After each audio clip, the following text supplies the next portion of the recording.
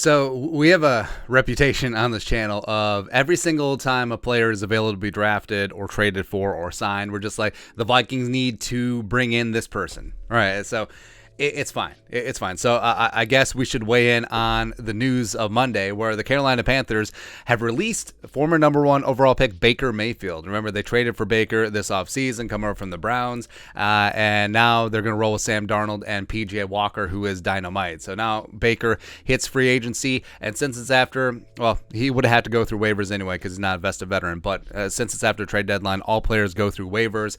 Now, there's been a lot of rumbling, especially you see some of the injuries around the NFL at quarterback, knocking on all the wood. It's good to have a solid backup quarterback, but I'm out on Baker, and which kind of is weird because I'm in on like 99% of players, but I'm certainly out on Baker because that's the whole thing. Where we have done videos in the past where it's like, trade for Baker. Back when Kirk Cousins would be an ass, thank you, when Kirk Cousins was just simply not being that good. But that time has passed. Kirk Cousins has mind melded very nicely with Kevin O'Connell, so we ain't getting rid of him. Baker would be QB2 in this situation, and everyone's pointing towards the Niners, right? So San Francisco, Jimmy G going out with that broken foot. Now Brock Purdy did look pretty good.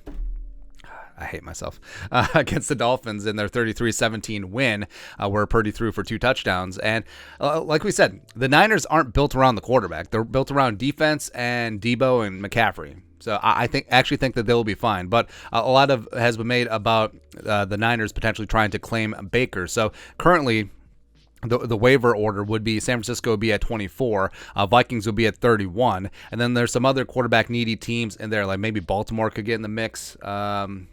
Maybe some other squads too. But also you have the, what's funny is that, so you got the Rams at 4, you have the Seahawks at 20. Now, would they just be so petty to C-block the Niners from getting Baker that they just take him? Having no plans to put him in, or have him be part of the game plan or whatever. Well, let's go through, like, who else would be interested. Now, Baker is a free agent after the end of the season, so teams that are in the Garbaggio tank probably wouldn't be interested. But, I don't know, Indianapolis, maybe they get a look at him the last couple weeks, just in case they want to sign him for the future, although they do need to go into the draft for a quarterback, sure. Do the Browns bring him back?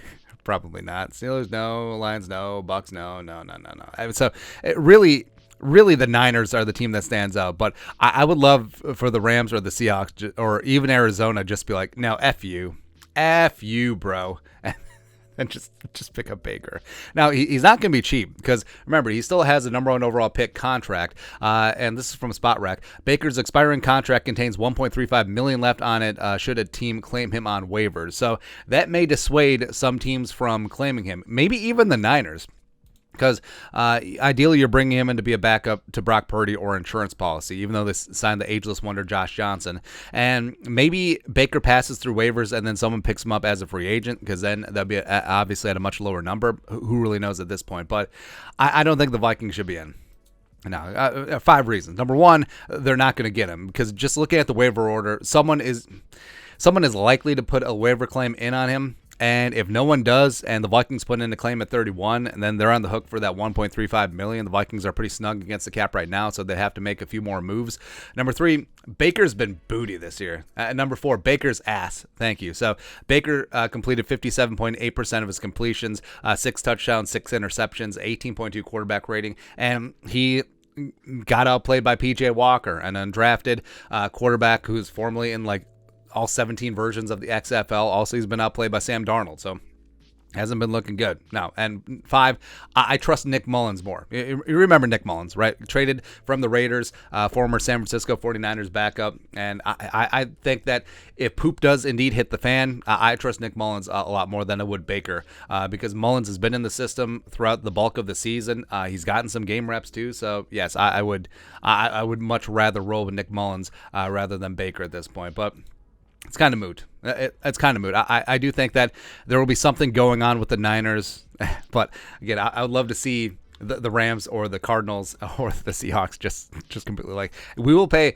$1.35 million just to make sure that you don't get him. Actually, it could make sense for the Seahawks because remember that Seattle was a landing spot for Baker during a lot of the offseason, all the rumblings of hubbub. And I mean, the Rams wouldn't care because they're not competing. The same thing with Arizona, but Seattle would certainly care if since they're competing with the Niners for potentially trying to win the NFC West. So, I mean, maybe the Seahawks put in a claim and have Baker and Drew Lock back up Geno just to keep him away from the Niners. Who really knows? But as for Baker and the Vikings, no.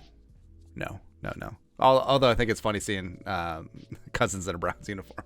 Anyways, your thoughts are thoughts. 5 reasons why the Vikings should not put in a waiver claim on Baker Mayfield. Let us know your thoughts and our thoughts in the comment section below. Subscribe for daily Vikings takes. Support the work. Put a little something in the Venmo. But till next time, Skol, production value.